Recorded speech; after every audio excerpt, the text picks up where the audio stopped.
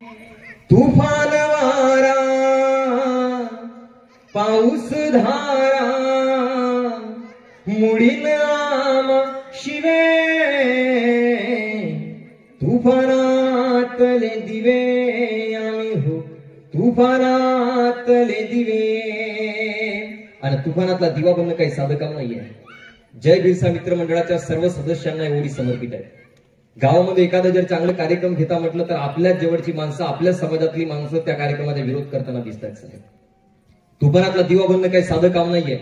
बिरसा मुंडांना किती त्रास सहन करावा लागला, तंट्या मामांना किती त्रास सहन करावा लागला, डॉक्टर बाबासाहेब आंबेडकर, छत्रपती शिवाजी महाराज, महात्मा ज्योतिबा फुले या सर्व महापुरुषांना किती त्रास सहन करावा लागला, कारण ते तुफानातले दिवे होते. ते स्वतःसाठी जडले नाही तर ते समाजासाठी जडले. वामनदादा पुढच्या चरणात म्हणतात, हल्ल्यावरती होती हल्ले अभंग मुचे बाले किल्ले. हल्ल्यावरती होती हल्ले अभंग मुचे बाले किल्ले. असाच ताठ माथा मुचा जरान खाली लवे तुफानातले दिवे आम्ही हो तुफानातले दिवे तुफानातले दिवे आम्ही हो तुफानातले दिवे. आणि बिरसा मुंडांनी ज्या आदिवासी समाजासाठी उलगुलान जिंदाबादचा नारा लावला होता, आपल्या समाजाच्या उद्धारासाठी जी मशाल जाळून ठेवली होती, डॉक्टर बाबासाहेब आंबेडकरांनी जो समतेच्या गाडा इथवर आणला होता, जो बंधुतेच्या गाडा इथवर आणला होता, माणसाला माणुसकी शिकवण्याची जो संदेश होता, बाबासाहेब आंबेडकर आणि सर्व महापुरुष असे म्हणाले होते की नेता आलं तर याला पुढे न्या पण मागे मात्र आणू नका.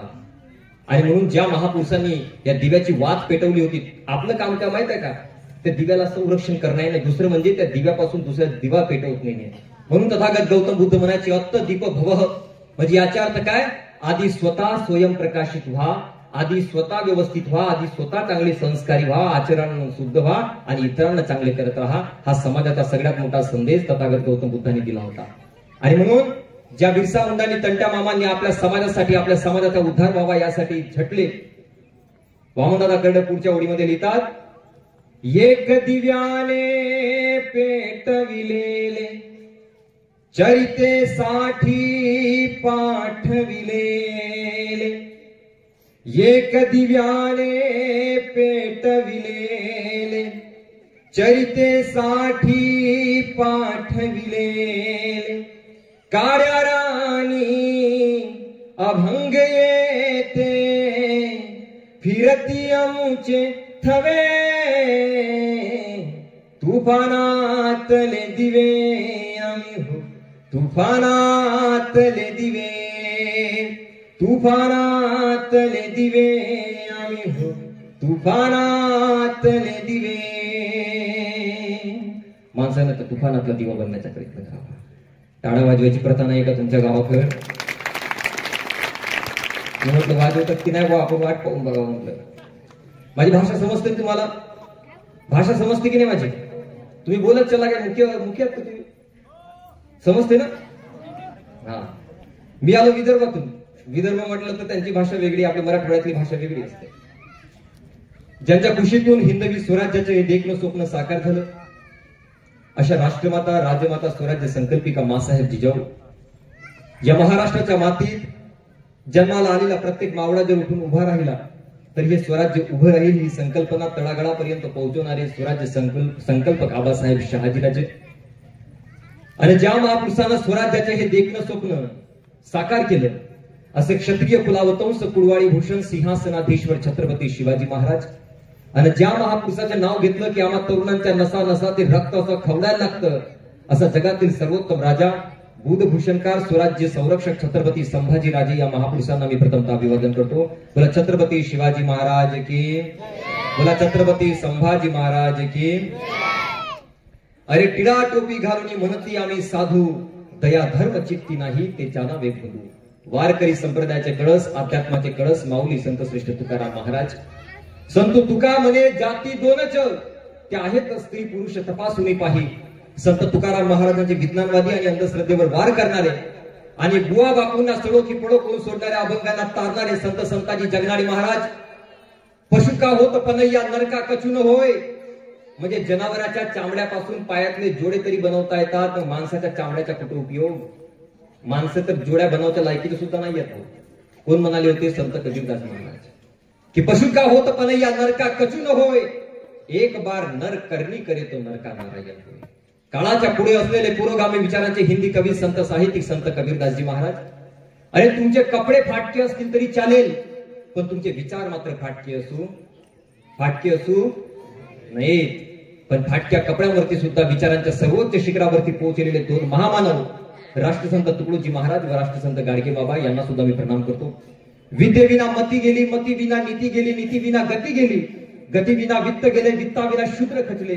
एवढे अनर्थ एका विद्येने केल्याचं सांगून या अंधारात चाचपडणाऱ्या समाजात ज्ञान ज्योती लावून शिक्षणाची ज्योत प्रज्वलित करणारे, स्त्री शिक्षण, समता आणि स्वातंत्र्य यासाठी आयुष्यभर झटणारे क्रांतीसूर्य महात्मा ज्योतिबा फुले, स्त्री शिक्षणाच्या आद्य देविका माता सावित्रीबाई फुले, माता अहिल्याबाई होळकर, आरक्षणाचे जनक राजश्री शाहू महाराज, मागासलेल्या, दडपलेल्या, चिरडलेल्या समाजाला पुढे आणण्यासाठी आयुष्यभर झटणारे साहित्यरत्न अण्णाभाऊ साठे.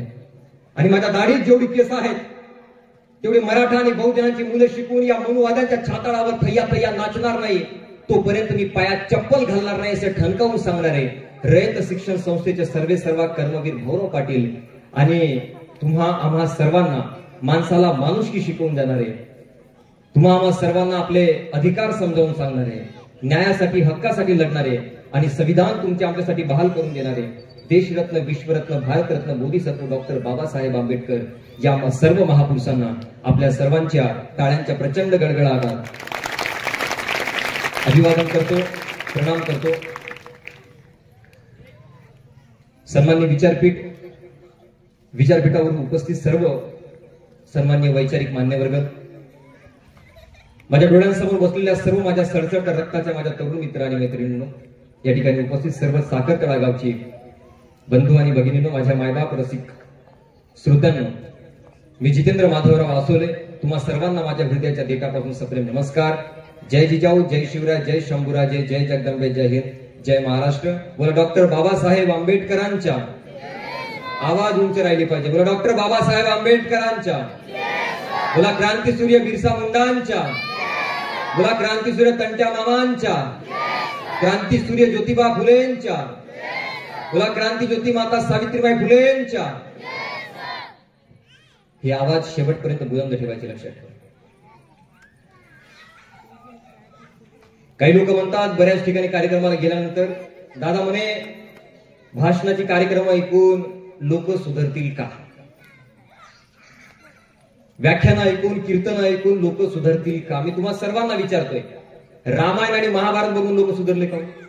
जोरात बोला, सुधरले का? आमचा एक मित्र होता, कोरोनाच्या काळामध्ये तो नागपूरला आला. आता 2020-21च्या काळामध्ये भयानक कोरोना होता. तुमच्या गावाकडे होता की नाही मला नाही माहिती, आमच्या गावाकडे भयंकर कोरोना. आता काय करावं, कोणी घराच्या बाहेर पडत नव्हता, निघत नव्हता. आता कोणी घराच्या बाहेर पडत नव्हतं म्हटल्यावर कामही बंद, सगळं काही बंद होतं. एका गावची तर कथा आहे भाई. आमच्या गावाशेजारी एक गाव होता, त्या गावात पोलिसांनी सांगितलं घराच्या बाहेर पडू नका. घराच्या बाहेर पडलात, बाहेर कोरोना आहे, मराल, बाहेर पडू नका. आता एवढं सगळं सांगितलं, कोणी घराच्या बाहेर पडेल का? पडेल का कोणी? पण तरी त्या गावची लोक राहून राहून घराच्या बाहेर पडायची. पोलिसांनी जाब दिलं, सांगितलं, हात जोडून विनंती केली की घराच्या बाहेर पडू नका रे, बाहेर कोरोना आहे. माणसं काही त्या गावची ऐकायला तयार नाही. हो, कोणता गाव तो माहित नाही. तो चौकामध्ये पोलिसांचे दंड येऊन उभे असायचे.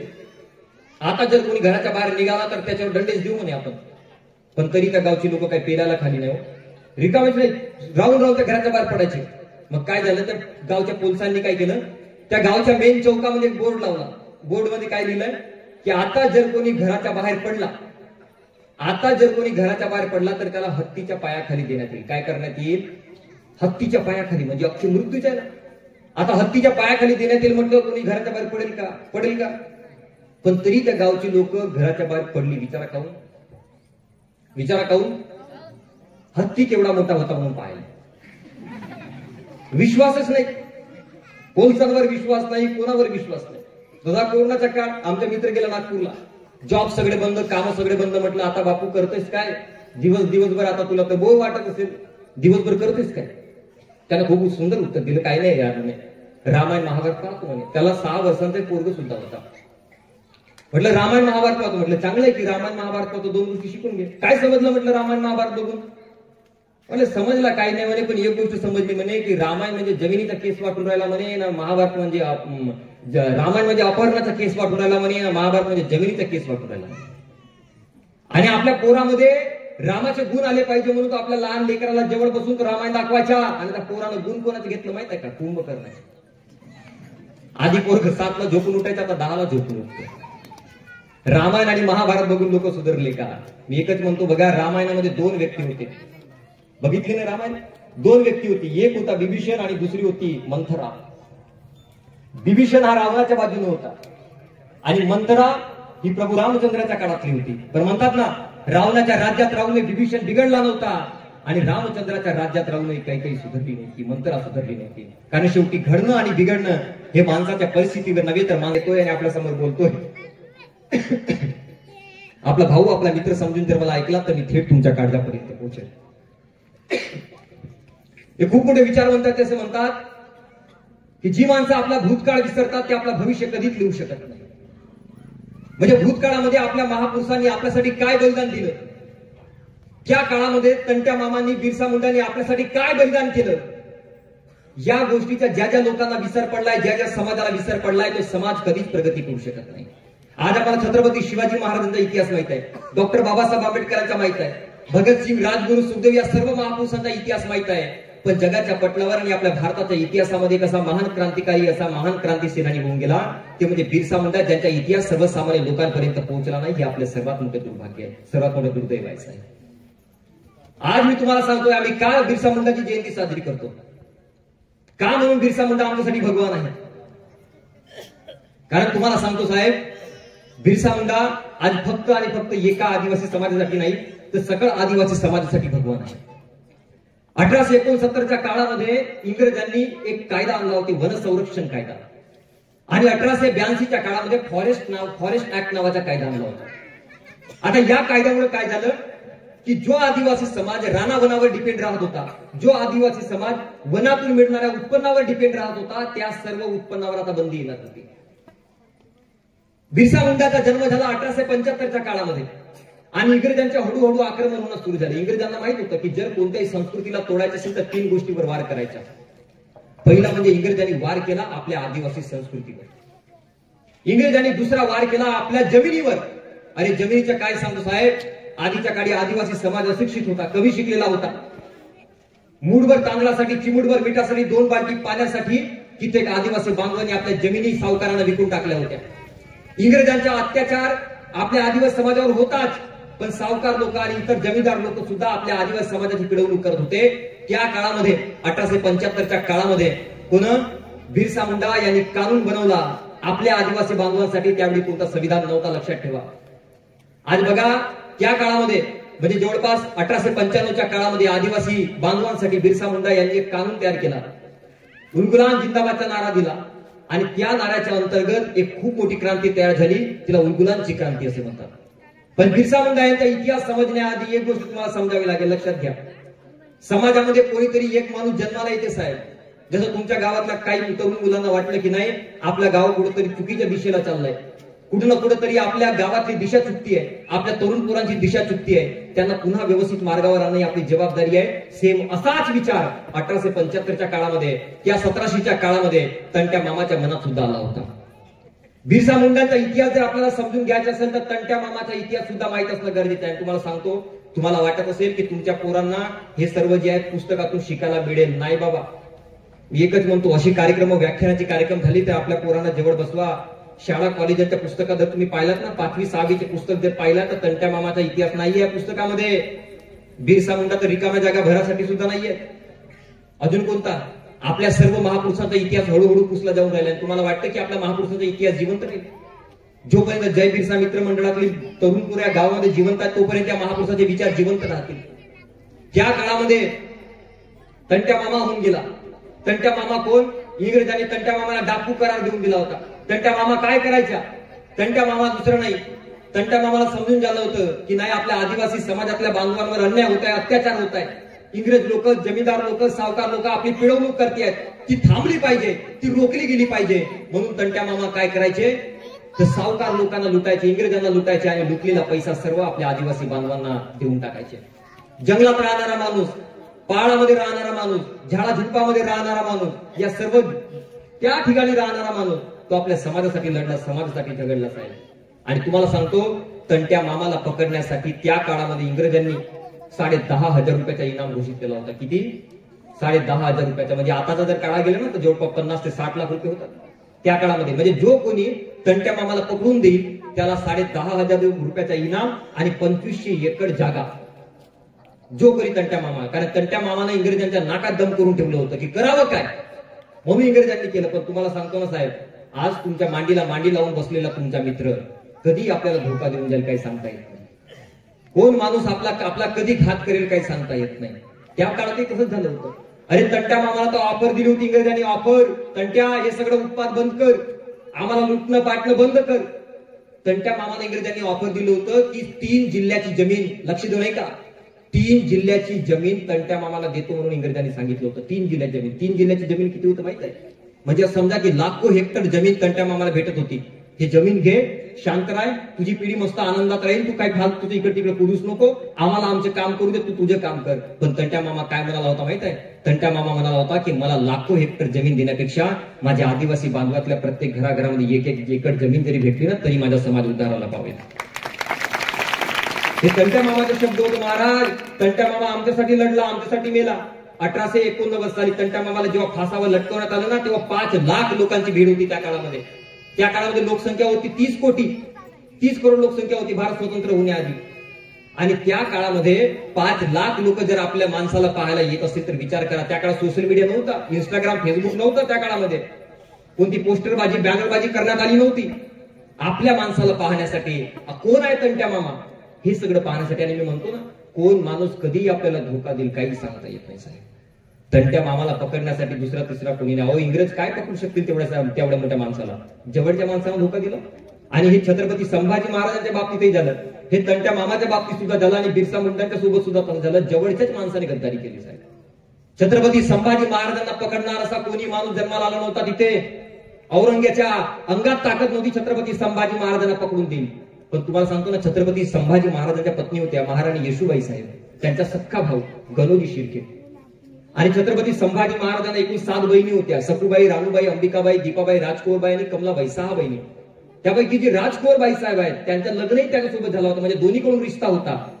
मग विचार करा, बायकोचा सख्खा भाऊ आणि बहिणीच्या नवरा, त्या माणसाने गद्दारी केली, वतनदारी मिळाली आणि छत्रपती संभाजी महाराजांना पकडण्यास मदत केली. जवळच्या माणसाला धोका दिला. तंट्या मामाच्या बाबतीत सुद्धा सेम तसंच झालं. तंट्या मामाला कोणी पकडू शकत नव्हता, पण तंट्या मामाला पकडण्यास कोणी मदत केली माहित आहे? तंट्या मामाची सख्खी बहीण, तिच्या नवरा, त्यानं सांगितलं की तंट्या मामा इथं लपलाय. बिरसा मुंडांना कोणी पकडू शकत नव्हता. बिरसा मुंडांनी सुद्धा त्या काळात उत्पात निर्माण केलं होतं. कारण बिरसा मुंडाचा सगळ्यात मोठा आदर्श जर कोणी असेल तर ते तंट्या मामा होते. तंट्या मामाला बघून बिरसा मुंडा या चळवळीमध्ये उभे झाले होते. 25 वर्ष वय लाभलं होतं तंट्या मामाला, आपला बिरसा मुंडाला. आणि बिरसा मुंडा एका ठिकाणी आपली सभा करत होते, आपल्या आदिवासी बांधवांसोबत सभा करत होते. नियत होते सगळे लोक साहेब. इंग्रजांनी बेछूट गोळीबार केला त्यांच्यावर. आणि तुम्हाला सांगतो, कित्येक आदिवासी माणसं त्या ठिकाणी नेली, कित्येक आदिवासी लोक. ते कोणासाठी गेले? आणि जेव्हा त्या बिरसा मुंडाला एका ठिकाणी लपवण्यात आलं, लपवण्यात आल्यानंतर त्या काळामध्ये इंग्रजांनी बिरसा मुंडावर पुन्हा एक इनाम सादर केला होता की 500 रुपयाचा इनाम होता. म्हणजे आताच्या काळामध्ये जवळपास 12 ते 15 लाख रुपयाचा इनाम होते. बिरसा मुंडाला एका ठिकाणी सुरक्षित ठिकाणी लपवण्यात आलं होतं. तर त्याच गावातल्या एका माणसानं इंग्रजांना सांगितलं की बिरसा मुंडा ज्यांना तुम्ही पाहताय, ज्यांना तुम्ही शोधताय, तो बिरसा मुंडा आमच्या गावातच लपला. इंग्रजांना जेव्हा माहित झालं ते आले आणि त्यांना पकडून घेऊन गेले. कोणासाठी लढला हो बिरसा मुंडा? तंट्या मामा कोणासाठी लढला?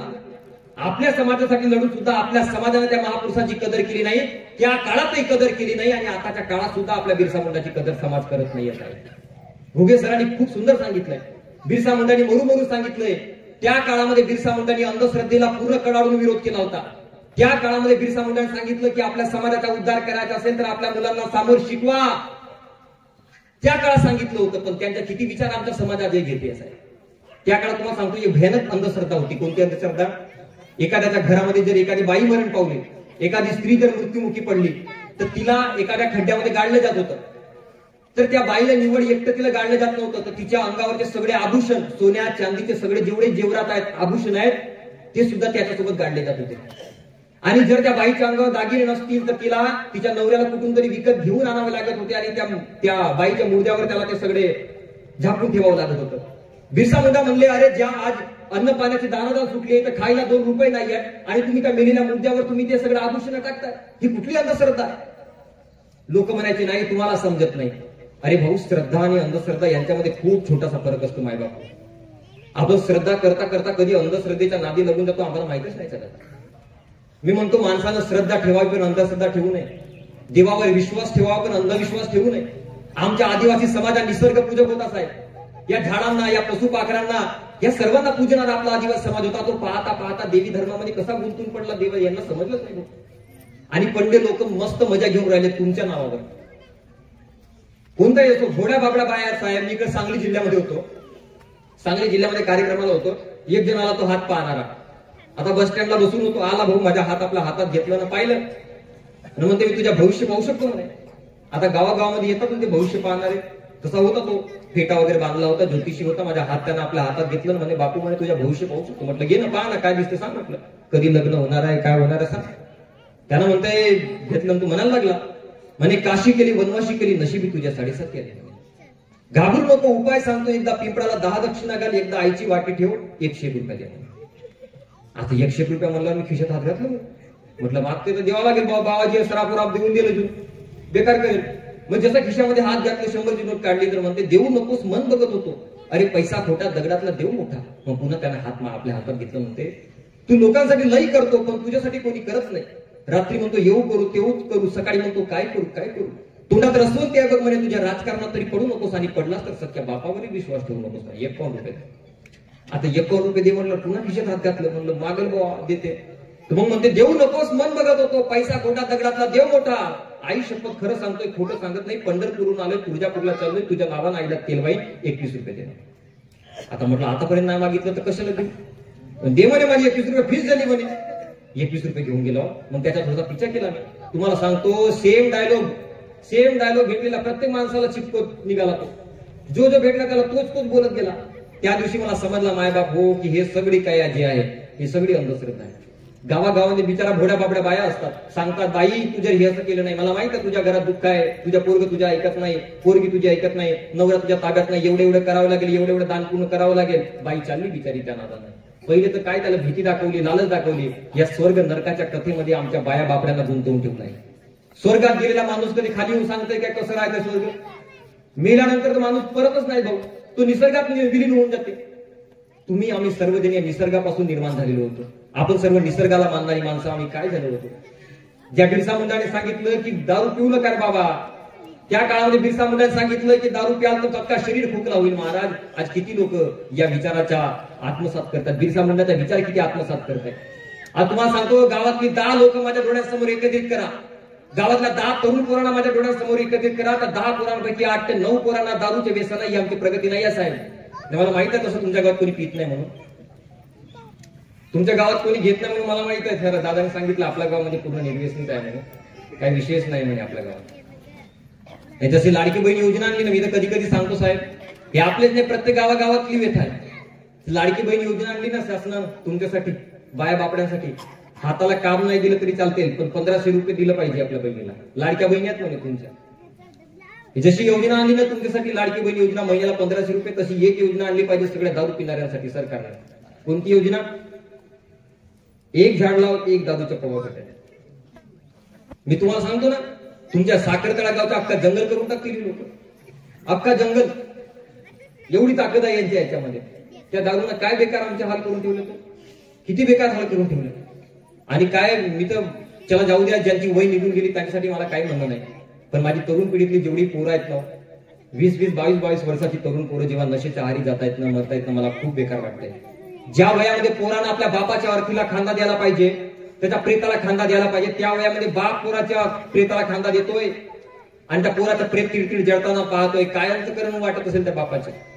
30-35 वर्षाची पोरं मरतायत नशेच्या आहारी जाऊन, आणि कोण सांगाल या सगळ्यांसाठी. आणि या सगळ्यांना तुम्हाला वाटत असेल की सरकार याच्यावर कधीतरी बंदी आणेल. नाही भाऊ, मगाशी दादासोबत बोलताना म्हटलंय, सरकारला जेव्हा म्हणून बघा की कुटुंब दारू पिऊन कुटुंब उद्ध्वस्त होत आहेत, लोकांचे आयुष्य उद्ध्वस्त होत आहेत, सरकार काय म्हणते की नाही दारूमुळेच आम्हाला सगळ्यात जास्त उत्पन्न भेटते, सगळ्यात जास्त टॅक्स जर सरकारला कोणाला भेटत असेल ना कोणत्या गोष्टीमुळे, दारू विकून सरकारला भेटते. मग विचार करावं, ज्या देशाची जीडीपी दूध विकून नाही तर दारू विकून डेव्हलप होत असेल, मोठी होत असेल, तो देश खरंच महासत्ता बनेल कायचा विचार तुम्ही करा. दारू पिणाऱ्यांचे काय काय बेकार बेकार किस्से आहेत साहेब. काय होय आमची, आम्ही काय करायला निघालोय, ज्या निसर्गाला मानणारे आम्ही आमचं काय आयुष्याचा हाल करून ठेवलाय. मी कधी कधी प्रश्न करतो की जे आम्हाला तुम्हाला सर्वांना जन्म देणारी ही निसर्ग माऊली होती, माणूस मेल्यानंतर कधीतरी हा निसर्ग त्या लोकांना प्रश्न विचारतो की बाबा रे, कधीतरी कल्पना करा बरं, तुम्ही ज्याही देवाला मानत असाल, मी जसं निसर्गाला मानतो, तुम्ही ज्याही देवाला मानत असाल, मेल्यानंतर जेव्हा तुम्हाला तुमचा देव प्रश्न विचारेल, देव तुम्हाला हा प्रश्न विचारणार नाही की बाबा रे आयुष्यामध्ये किती पैसा कमावला होतास, देव तुम्हाला हा प्रश्न विचारणार नाही की तुम्ही केवढं मोठं घर बांधलं होतात, देव तुम्हाला हा विचारणार नाही की कोणत्या मोठ्या पदावर तुम्ही बसले होतात, देव तुम्हाला हाही विचारणार नाही की तुम्ही किती पैसा कमावला होता, पण देव तुम्हाला हा जरूर विचारेल की जेवढा पैसा कमावला होता तो आपल्या समाजाच्या उद्धारासाठी किती उपयोगामध्ये आणला. देव तुम्हाला हा विचारणार नाही केवढं मोठं घर बांधलं असतं, त्या घरामध्ये किती गरीब लोकांना तू बसवलास आपल्या घरातल्या सोप्यावर, हा देव जरूर तुम्हाला विचारेल. केवढी मोठी गाडी तुम्ही विकत घेतली, देव तुम्हाला हा विचारणार नाही, पण त्या गाडीमध्ये आपल्या समाजाच्या उद्धारासाठी तुम्ही किती लोकांना नेऊन तिथं त्यांचा उद्धार केला, हा देव जरूर विचारेल. आणि काय हो, मी कधी कधी विचार करतो की देव जरा आपल्याला विचारतो की बाबा रे, तुला एवढं सुंदर जीवन दिलं होतं, 60-70 वर्षाचं जीवन आहे मायमाऊली आपलं. विचार करावं, 60-70 वर्षाचं जीवन आहे आपलं. या 60-70 वर्षाच्या जीवनामध्ये आपल्याला सगळ्यांना एक दिवस निघूनच जायचं आहे ना.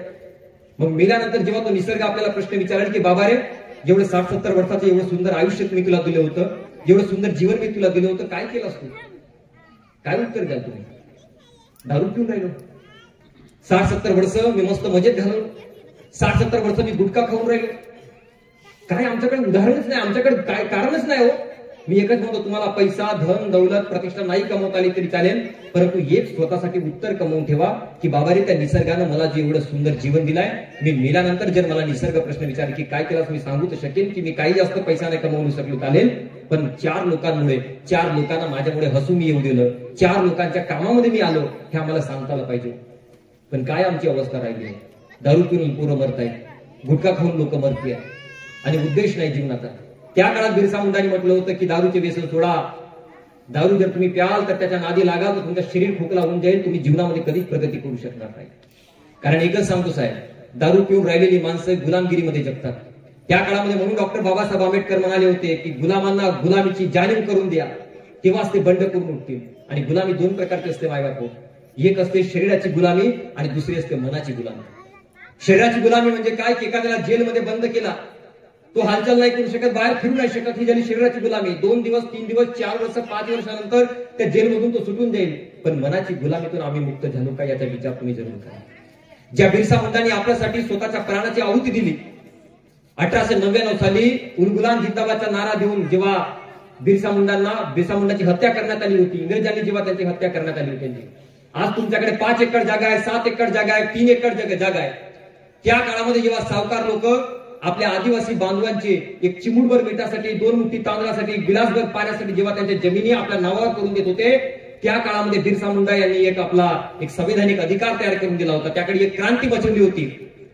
त्यावेळी इंग्रजांनी एक कानून बनवला होता आपल्या आदिवासी बांधवांसाठी, कोणता की आदिवासी बांधवाची जमीन आहे, कोणताही गैर आदिवासी माणूस विकत घेऊ शकत नाही.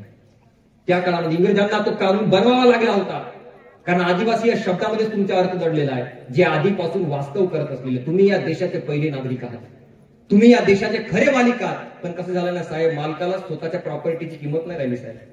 जे डॉक्टर बाबासाहेब आंबेडकरांनी 340, 341, 342 हे जे कलमा आमच्या समाजासाठी निर्माण करून दिल्या होत्या, मी ओबीसी समाजाचा आहे, आणि डॉक्टर बाबासाहेब आंबेडकरांनी जेवढे उपकार एसटी समाजावर आणि एसटी समाजावर केले, तेवढेच उपकार माझ्या ओबीसी समाजावर सुद्धा केले आहेत. म्हणून छाती फुकपणे सांगतो आम्ही.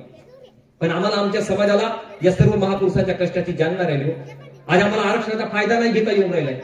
सगळ्यात जास्त आरक्षण आपल्या समाजाला असून सुद्धा आपला समाज प्रगत नाही आहे, ही सगळ्यात मोठी शोकांतिका आहे आपली. आज तुमच्याकडे 5 एकर जागा, 2 एकर जागा, 3 एकर जागा जे काही आहे ते तुम्हाला काही बापदादांकडून मिळाली, हा नंतरचा भाग आहे, पण ते कोणी तुम्हाला सरकारनं नाही दिलं नाही. ती जागा बिरसा मुंडांनी तुम्हाला दिली आहे. ती जागा तंट्या मामामुळे तुम्हाला मिळाली आहे. आज तुम्ही जी भाकरी खाताय, जे जेवण करताय, त्या जेवणावर सुद्धा तंट्या मामांच्या आणि बिरसा मुंडांच्या अधिकार आहेत. ज्या घरामध्ये राहता त्या घरावर सुद्धा या महापुरुषांचा अधिकार आहे. अरे तुम्ही जो श्वास घेता त्या श्वासावर सुद्धा या महापुरुषांचा अधिकार आहे महाराज. आणि म्हणून त्या महापुरुषांचा इतिहास जिवंत ठेवणे ही आपली जबाबदारी आहे. ही आपली शेवटची जबाबदारी आहे. आणि एक म्हणतात ना की डॉक्टर बाबासाहेब आंबेडकरांच्या बाबतीमध्ये मी नेहमी बोलत असतो, कसं आहे, तुमच्या आमच्यासारखी सर्वसामान्य माणसं जन्माला येतात आणि मरून जातात. आपलं काय 2 दिवस वाट पाहण्यात गेले, 2 दुःखात गेले. अरे हिशोब करतो आहे की ते राहिले तर डोईवर उन्हाळे, शेकडो वेळा चंद्र आला, तारे फुलले, रात्र धुंद झाली आणि भाकरीच्या चंद्र शोधण्यात जिंदगी बर्बाद झाली. संपलं आमचं आयुष्य महाराज. एवढं सुंदर जीवन आपल्याला मिळालंय. तुमच्या आमच्या आयुष्य असं संपून जाईल, पण महापुरुषांना अंत नसतो, लक्षात ठेवा. महापुरुषांना जर जिवंत ठेवायचं असेल तर त्यांना विचारांनी आम्हाला जिवंत ठेवताना पाहिजे. सरांनी खूप सुंदर सांगितलं, जय बिरसा मित्रमंडळ म्हणजे वैचारिक मित्रमंडळातला ग्रुप आहे. या पोरांना वाटलं असतं तरी एक रॅली काढून, डीजेची रॅली काढून सुद्धा गावामध्ये फिरवू शकले असते, पण त्यांनी तसं केलं नाही. वायफळ पैसा व्यर्थ करण्यापेक्षा आपण प्रबोधनाच्या माध्यमातून लोकांचे, या महापुरुषांचे विचार लोकांपर्यंत पोहोचवू, हा विचार त्यांनी आत्मसात केला. आणि म्हणून त्या महापुरुषांचे विचार आत्मसात करणे, जिवंत ठेवणे ही आपली सगळ्यात मोठी जबाबदारी आहे. लहान लहान लेकर तुमच्या गावामध्ये येतो. जेव्हा सुरुवातीला जेव्हा मी आलो कार्यक्रमाला, तर मी त्या गावातली कोणत्याही गावात गेलो, त्या गावात गेल्यानंतर पहिल्यांदा त्या पोरांच्या चेहऱ्याकडे पाहतो. पोरांची व्हिडिओ गावागावातल्या मुलांकडे बघा, कारण हे उद्याचं भविष्य आहे. आणि तुमच्या गावातल्या मुलांकडे बघितलं, तुमच्या गावातली मुलं खूप सुंदर आहेत, खूप संस्कारी आहेत. कशावरून म्हणतो सुंदर आणि संस्कारी आहेत? तुमच्या गावातल्या पोरांच्या केसांच्या स्टाईल घेतो. आणि तुमच्या गावातल्या पोरांच्या केसांची स्टाईल एक नंबर सुंदर आहे, एकदम साधी घोडी आहेत बिचारे. नाही तर आमच्या गावाकडच्या पोरांची स्टाईल काय सांगू, इकडून बारीक मदत कांद्याच्या वाफा, कांद्याच्या वाफा घेऊन फिरतायत. पहिलीतली पोरं कॉन्व्हेंटमध्ये जाणारी पोरं, त्यांच्याकडे पाहा तुम्ही, असं केस उभं करून स्टाईल मारत शाळेत जातात. मी त्या पोराला म्हटलं, तुझ्या बाप काही मदत नाही करे एवढ्यासाठी? घरी जाऊन पाहिलं तर काय, बापाकडे 2-2 कांद्याचे वाफे. बापच नाही पेरून राहिला तर पोरग कुठं? आणि तुम्हाला सांगतो, आधीच्या काळात, आता या पोरांना संस्कार देणं काही साधी गोष्ट आहे का? तुम्हाला सांगतोय, आताची पोरं शिक्षकांपेक्षा 2 पावलं पुढे आहेत. आताची मुलं मायबापांपेक्षा 2 पावलं पुढे आहेत. आताची ही पोरं बापाच्या हातातून मोबाईल पण हिसकून बापालाच म्हणतात, तुम्हाला समजत नाही, माझ्याकडे दाखवा. 4थी 5वीतली पोरं. या पोरांना संस्कार देणं म्हणजे खूप कठीण आहे साहेब. आणि केसांच्या स्टाईल म्हणून बोलतो, आमच्या काळामध्ये कसं होतं, आमची आई, आताच्या पोरांना स्वतःची स्टाईल ठेवण्याचं स्वातंत्र्य आहे. आमच्या काळामध्ये ती फॅसिलिटी नव्हती साहेब. आमची आई असं खोबऱ्याचं तेल लावून देत होती असं केसांना, आणि असं भांग पाडून देत होती की चक्रीवादळ जरी आला ना तरी इकडचा केस तिकडे होत नव्हता. त्या काळातल्या आमच्या आईची ममता होती ती. आताच्या मुलांना केसांचे स्टाईल ठेवण्याचा सुद्धा अधिकार आहे. हे आपल्या वडिलांसोबत गेलं ना केस कापायला, आपल्या पप्पाला म्हणते, त्या केस कापणारला म्हणते, असं नाही, असं कापून द्या, तसं कापून द्या. हे आताच पोरं. आमच्या काळामध्ये नव्हतं असं सगळं. तो केस कापणारा विचारायचा, भाऊ किती कापू? आम्ही म्हणायचो, आमच्या बापाच्या हातात सापडणार नाही एवढं बारीक कर, कारण त्याकडे एकच होता. आमच्या वडिलांना जर आमच्या केसांची स्टाईल पसंत नाही आली तर टक्कल करावं लागत होतं. लहान लहान लेकरं आहे, तो या लेकरांना चांगले संस्कार देणे, याच्या लेकरांना चांगली वागणूक देणे ही आपली जबाबदारी आहे. घरामध्ये आपण बघा, इकडे सोयाबीनचे पीक काढता, तुम्ही तुरीचे पीक काढता, वेगवेगळे पीक काढता. दोष त्या बीजामध्ये नसते, लक्षात ठेवा. त्या बीजामध्ये वेगळी कॅपॅसिटी असते आणि त्या जमिनीमध्ये वेगळी कॅपॅसिटी असते. या लेकरांचा दोष नाहीये. आज तुम्हाला मी जेव्हा सांगतो ना, ज्या काळामध्ये माझ्या छत्रपती शिवाजी महाराजांनी हिंदवी स्वराज्याची स्थापना केली होती, ज्या वयामध्ये माझ्या बिरसा मुंडांनी या प्राणाची आहुती आपल्या आदिवासी समाजासाठी वाहून दिली होती, ज्या वयामध्ये माझ्या डॉक्टर बाबासाहेब आंबेडकरांनी दृढ प्रतिज्ञा घेताना असं म्हटलं होतं की मी या देशातून अस्पृश्यता हद्दपार करून टाकेन, समतेचा नारा त्यांनी दिला होता, ज्या वयामध्ये माझ्या तथागत गौतम बुद्धांना बोधिसत्वाची प्राप्ती झाली होती, ज्या वयामध्ये माझ्या ज्ञानेश्वर माऊलींनी ज्ञानेश्वरी सारख्या ग्रंथाची रचना केली होती, त्या वयातली आजची पोरं साहेब गुटखा खाताना दिसत आहेत, दारू पिताना दिसतात, नशा करताना दिसत आहेत. ही सगळ्यात मोठी आपली शोकांतिका आहे. आज 10-10, 12-12 वर्षांची पोरं गुटखा खाताना दिसतात, नशा करताना दिसतात. ही आमची प्रगती नाहीये, संस्कारांचा अभाव आहे. संस्कारांचा अभाव. एक दिवस काय झालं की एका विहिरीवर 3 बाया पाणी भरत बसल्या होत्या. नीट लक्ष नाही का? एका विहिरीवर 3 बाया पाणी भरत बसल्या होत्या. तेवढ्यातच काय झालं की एका बाईचा मुलगा तिला असा दुरून जाताना दिसला. ती बाई आपल्या 2 बाया, आपल्या त्या विहिरीवरच्या 2 बायांना म्हणते की बघा, तो जो पोरगा जातोय ना, माझ्या पोरगा म्हणे, माझ्या, आणि इंग्लिश मिडियमला शिकते म्हणे, इंग्लिश मिडियमला. तुम्हाला सांगतो, त्या पोरानं दुरून आपल्या आईकडे साधं पाहिलं सुद्धा नाही, निघून गेला वाऱ्यासारखा दुरून निघून. थोड्या वेळानंतर दुसऱ्या बाईचा मुलगा तिला असा दुरून जाताना दिसला. आता ती बाई कशाला थांबते? ती बाई म्हणते, बघा, तो जो पोरगा जातोय ना, तो माझा पोरगा आहे, आणि तो सीबीएसई मध्ये शिकते म्हणे, इंग्लिश मिडियम पेक्षा भारी हाय काय असतं म्हणे, तिथं तर 20,000 द्यावं लागते, तिथं 40,000 द्यावं लागते म्हणे. तुम्हाला सांगतो, त्याही पोरानं आपल्या आईकडे साधं पाहिलं नाही, निघून गेला वाऱ्यासारखा. त्याच्यानंतर त्या तिसऱ्या बाईच्या मुलगा ते असा दुरून जाताना दिसला. त्या पोराचे संस्कार बघा, त्या आईनं त्या लेकरावरती केलेले संस्कार बघा. दुरून त्या आईनं त्या आपल्या लेकराला बघितलं, त्या लेकरानं दुरून आपल्या आईकडे बघितलं. तो धावत पडत आपल्या आई जवळ आला. पाण्याने भरलेली घागर त्याने आपल्या खांद्यावरती घेतली, दुसऱ्या हातामध्ये बादली घेतली, पाठीवरती दप्तर लटकवलं आणि आपल्या आईला म्हणाला, आई चल लवकर घरी, घरी फार उशीर होतोय ग. आता ती बाई बाकीच्या 2 बायांना म्हणाली, हा माझा पोरगा आहे आणि गावच्या जिल्हा परिषदच्या शाळेमध्ये शिकतोय. तुमच्या इतका गरीब पगारीचा नवरा नाही आहे म्हणे बाई माझ्या, आपण आपल्या लेकराला संस्कार कसे द्यावे हे मात्र मला माहित आहे. आज गावागावातली जिल्हा परिषदच्या शाळा बंद पडतात साहेब. तुम्हाला सांगतो, जोपर्यंत जिल्हा परिषदच्या शाळा जिवंत आहेत समजून जायचे की आपल्या गावाखेड्यातल्या लेकरांचं शिक्षण जिवंत आहे. ज्या दिवशी जिल्हा परिषद शाळा बंद पडल्या त्या दिवशी समजून जायचं की आपल्या लेकरांचं शिक्षण धोक्यामध्ये आहे. कोण 60-70 हजार रुपये कॉन्व्हेंटमध्ये देईल हो, याचा विचार तुम्ही जरूर करा. आणि म्हणून त्या लेकरांना चांगले संस्कार देणे ही सगळ्यात महत्वाची गोष्ट आहे. आज पोरं जर वाईट मार्गावर जात असतील, आज 12-12, 15-15 वर्षांची पोरं नशा करताना दिसत आहेत साहेब. 18, 19, 20 वर्षांची मुलं मुली पळून जाऊन लग्न करायला लागले आहेत, नशाच्या आधी जात आहेत. ही आमची प्रगती नाही, लक्षात ठेवा. आणि लहान लहान पोरं जर वाईट मार्गावर जात असतील ना, तर मला वाटतं की यात पोरांची पूर्णपणे चूक नाही आहे. यामागे 3 गोष्टी जबाबदार आहेत. पहिलं म्हणजे त्यांचे आई वडील, कारण त्यांच्या आई वडिलांनी त्या लेकरांना बरोबर संस्कार दिले नाही. दुसरी म्हणजे त्याची शाळा, ज्या शाळेमध्ये तो शिक्षण घेतोय त्या शाळेनं त्या पोरांना योग्य जीवनाचं शिक्षण दिलं नाही. आणि तिसरा म्हणजे आपला समाज, ज्या समाजामध्ये ते पोरं खेळतायत, बाळगतायत, त्या समाजानं त्या पोरांवर चांगला लक्ष ठेवलं नाही साहेब. मी आई वडील का म्हणतो माहित आहे? आई वडील एवढ्यासाठी म्हणतो कारण आई वडील म्हणजे लेकराच्या जीवनात चालतं बोलतं विद्येचे विद्यापीठ आहे. घरामध्ये पोरग जन्माला आल्यानंतर तो पहिल्यांदा आपल्या बापाकडे पाहून जगतो, दुसऱ्यांदा आपल्या आईकडे पाहून जगतो. माझे वडील काय करतात, माझी आई काय करते, आणि जशी आपली आई करते, जसे आपले वडील करतात तसाच बरोबर अनुकरण ते पोरं करतात. या ठिकाणी सर्व बाप मंडळी बसलेली आहे, ज्यांना लहान लहान लेकर आहेत. मी त्यांना एक साधा प्रयोग सांगतो.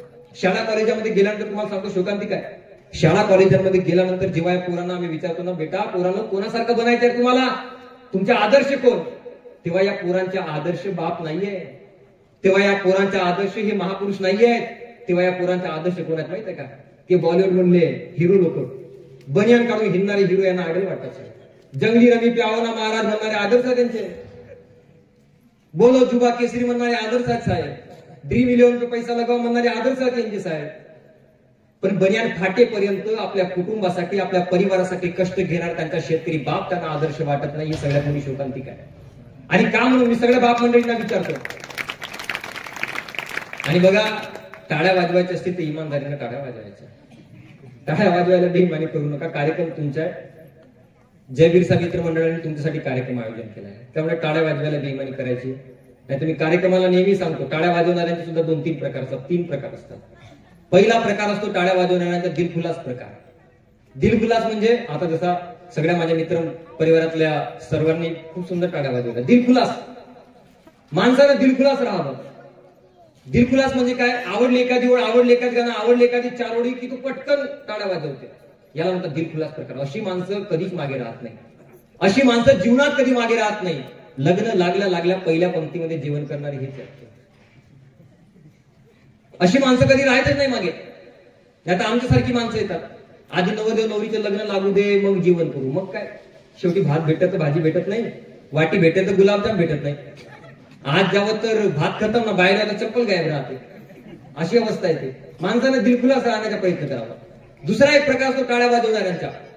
तो म्हणजे टाळ्या वाजवायच्या आधी आपल्या आजूबाजूला पाहते, यानं वाजवलं का त्यानं वाजवलं का, आणि त्याच्यानंतर मग त्याच्या अकलीचा बलब जडते. भाऊ तोपर्यंत आमचा मुद्दा खतम होऊन जाते. अशी माणसं जीवनामध्ये नेहमी कन्फ्युज असतात. कन्फ्युज म्हणजे काय करावं काही सुचत नाही. मुलांना 10वी नंतर काय करावं समजत नाही, 12वी नंतर काय करावं समजत नाही, काही समजत नाही. लग्नाला पोरगी पाहायला गेला ना तरी आपल्या मित्राला विचारते तुला आवडली का म्हणते. अरे बाबा, लग्न तुला करण्यात तिला विचारून काय, त्याला विचारून काय अर्थ आहे का? माणसाने कन्फ्युज राहू नये. आणि तिसरा एक प्रकार जो टाळ्या वाजवणाऱ्यांचा असा हात बांधण्यावाला प्रकार. तुम्ही कितीही चांगलं सांगा, कितीही चांगलं बोला, हम तो तालियां नाही बजाएंगे भैया. जसे काही यांची ग्रामपंचायत टॅक्स घेते टाळ्या वाजवल्यावर. म्हणून कार्यक्रम तुमचा आहे, त्यामुळे पुरेपूर आनंद तुम्ही याचा घ्या. आणि म्हणून म्हणालो की पोरं वाईट मार्गावर जातात, यामागे पहिला कारण म्हणजे आई वडील आहेत. सर्व बाप मंडळीसाठी माझा प्रयोग आहे. मी सर्व बाप मंडळींना जेव्हा प्रश्न विचारतो ना की तुमची ही जी पोरं आहेत तुमच्यासारखी निघाली तर तुम्हाला आनंद होईल की दुःख होईल. आता नाही सुचला तर घरी जाऊन विचार करा, पण विचार करा. रात्री झोपाच्या टाइमला विचार करा की माझ्या तो आला होता म्हणून पोरगा, ज्याला सांगितलं की माझ्या पोरगा जर माझ्यावर निघाला तर मला आनंद होईल की दुःख होईल, याचा विचार तुम्ही जरूर करा. का म्हणून पोरं तुमच्यासारखे बनण्याचा प्रयत्न करतील? एक साधा प्रयोग करा बरं घरी. उद्या गेल्यानंतर उद्या सकाळी 8 वाजता शुभमुहूर्तावर एक प्रयोग करा. एखादा टेबल घ्या आणि टेबलवर तुम्हाला वाटतं ना की तुमचा पोरगा या व्यक्तीसारखा बनला पाहिजे, तुम्हाला वाटते तुमच्या पोरगा अमिताभ बच्चन सारखा झाला पाहिजे, त्याची एक फोटो ठेवा टेबलवर. तुम्हाला वाटतं की तुमचा मुलगा सचिन तेंडुलकर सारखा बनला पाहिजे, त्यांचे फोटो ठेवा. तुम्हाला वाटते तुमचा मुलगा नरेंद्र मोदी सारखा बनला पाहिजे, त्यांचे फोटो ठेवा. तुम्हाला वाटते तुमचा मुलगा राहुल गांधी सारखा बनला पाहिजे, त्यांचे फोटो ठेवा. आणि बाप म्हणून एक फोटो त्या टेबलवर आपली सुद्धा ठेवा. आता त्या आपल्या पोराला जेवढं बोलवा, त्या पोराला विचारा, बेटा तुला यांच्यापैकी या 5 फोटोपैकी कोणासारखं बनायचं आहे रे? मी तुम्हाला स्टॅम्प पेपरवर लिहून देतो ना. तो पोरगा त्या 5 फोटोपैकी कोणत्याही 4 फोटोवर बोट ठेवेल, पण एका फोटो करतो पाहणार सुद्धा नाही. मला सांगा बरं, ती फोटो कोणाची असेल? जरा मला कोणाची? हे ते पोरं बापाची म्हणताय. तुमचे बाप मंडळी बसल्या तिकडे, कार्यक्रम झाल्यानंतर तुमचा कार्यक्रम करतील ते. पोरांना बनायचे नाहीये साहेब, हे तर काही नाही आहे. त्या गॅदरिंगच्या प्रोग्राम मध्ये गेल्यानंतर जेव्हा पोरं जोरात म्हणतात ना बापासारखं, तर ते झालंय. का म्हणून पोरं बनतील? बापाला व्यसन आहे, बाप दारू पिऊन राहतोय, बाप दिवसभर पानटपऱ्या जागत बसतोय आणि तुम्हाला वाटतं की तुमची पोरं तुम्हासारखी बनतील म्हणून. तुम्हाला सांगतो, जसं शाळा कॉलेजांमध्ये या पोरांची परीक्षा असते ना साहेब, तशी बाप म्हणून आपली सुद्धा एक परीक्षा असते, आई म्हणून आपली सुद्धा एक परीक्षा असते. आणि त्या बाप नावाच्या परीक्षेमध्ये आपण पास झालो, आई नावाच्या परीक्षेमध्ये आपण पास झालो, हे कधी ठरवायचं माहित आहे? जेव्हा शाळा कॉलेजांमध्ये गेल्यानंतर या पोरांना विचारू, बेटा तुला कोणासारखं बनायचं आहे? पोरा तुझा आदर्श कोण? आणि ज्या दिवशी तो पोरगा असं म्हणेल की सर माझा बाप आमदार बी नाही ना माझा बाप खासदार बी नाही, पण माझा बाप इमानदार आहे साहेब, मला माझ्या इमानदार बापासारखं बनायचं आहे, ज्या दिवशी तुमचं पोरगा असं म्हणेल, त्या दिवशी समजून घ्यायचं की आपण बाप नावाच्या परीक्षेमध्ये पास झालो. त्या लेकरांच्या डोळ्यांसमोर सगळ्यात मोठा आदर्श बाप मंडळीने आपलं निर्माण केलं पाहिजे साहेब. त्या पोराला दुसरं सांगायची गरजच नाही पडली पाहिजे मला माझ्या बापासारखं बनायचं आहे. पण बापासारखं केव्हा बनायचं? त्या लेकरांसमोरचे आदर्श आम्हाला निर्माण करता आला पाहिजे. त्यासाठी आपले गुण, आपले आचरण महत्वाचे साहेब. लहानपणापासून पोरग पाहतोय साहेब आपल्या वडिलाकडे, दिवसभर दारू पिऊन राहतोय, पानटपऱ्या जागतोय, गुटखा खातोय, गायछाप खातोय, आणि तो पोरग तुमच्यासारखा बनेल. काय फरक पडणार या सगळ्या गोष्टींच्या? संस्कारांची सुरुवात आपल्यापासून करावी लागते साहेब.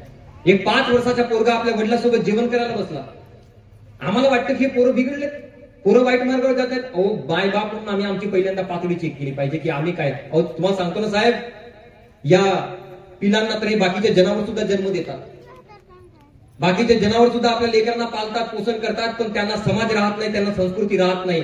पण माणूस म्हणून आम्हाला समाज असते आणि आम्हाला संस्कृती सुद्धा असते साहेब.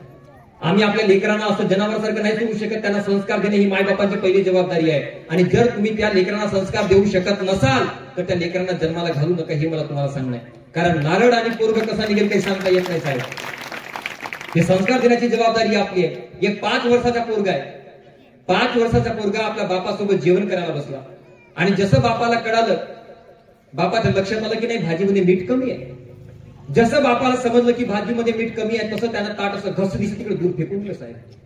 आता सांगावं ना इमानदारीनं की भाजीत मीठ कमी झालं, त्या बापानं ताट असं घसडीस तिकडे फेकून दिलं साहेब. तो 5 वर्षाचा पोरगा ताडकन जागेवरून उठला, पण त्या दिवशी त्या पोरामध्ये कोणता कुसंस्कार पडला माहित आहे की नाही?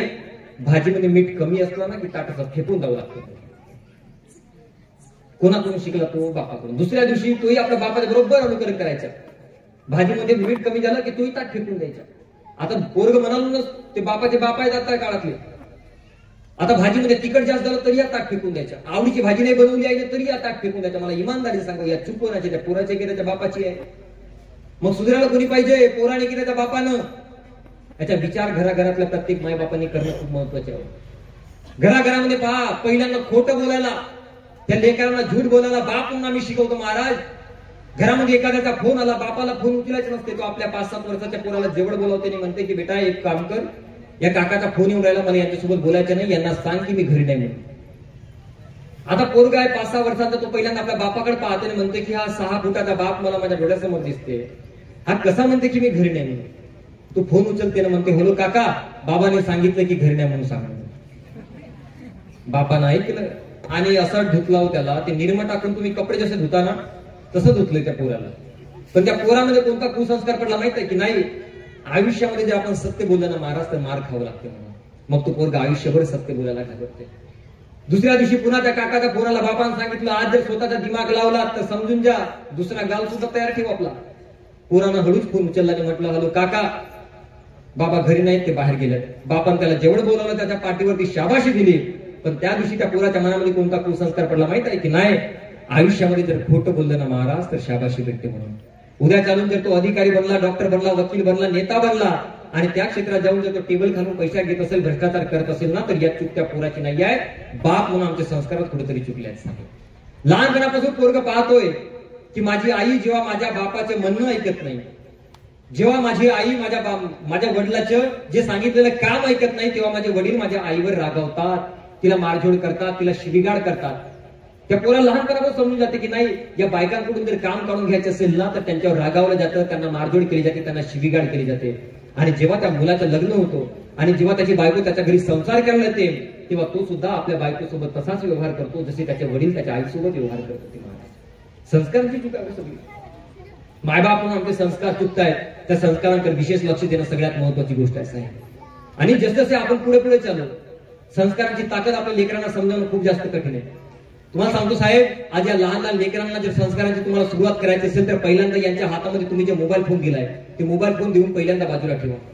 कारण तुम्हाला कल्पना नाहीये की आपण केवढं मोठं त्यांच्या हातामध्ये यंत्र दिलंय, ज्या यंत्राचं त्यांच्या पोरांचं आयुष्य उद्ध्वस्त होऊ शकते. आपल्याला वाटतं की साधा मोबाईल फोनच नाही, त्याच्यानं काय असं बिघडून जाईल, पण तुम्हाला सांगणं आहे की त्या पोराचं अख्खं आयुष्य उद्ध्वस्त करण्याची ताकद आहे एकट्या फोनमध्ये. आधीचा काळ वेगळा होता साहेब. आमची आई सांगायची, निंबोळीच्या झाडामागे चंद्र झोप लाग बाई, अशी गाणी गाऊन, अशा लोऱ्या गाऊन आपल्या लेकरांना झोपवणाऱ्या आया आता गेल्या. आताची आई सांगते टेबलवर बसून आपल्या पोरांना, बेटा अभ्यास कर, अभ्यास कर, अभ्यास कर. आणि त्याच टेबलवर बसून ती आई मोबाईल फोन यूज करत असेल साहेब, व्हॉट्सअपवर व्हिडिओ कॉल करत असेल, इंस्टाग्रामला रील बनवत असेल साहेब, तर त्या पोराला काय संस्कार पडतील? ऐसी लागी लगन मीरा हो गई मगन, नीचे गिरिया छगन, पण तिला छगन नाही दिसून राहिला, आपला मोबाईल फोन मध्ये बिझी. आणि तुम्हाला सांगता मोबाईल फोनचे काय दुष्परिणाम आहेत?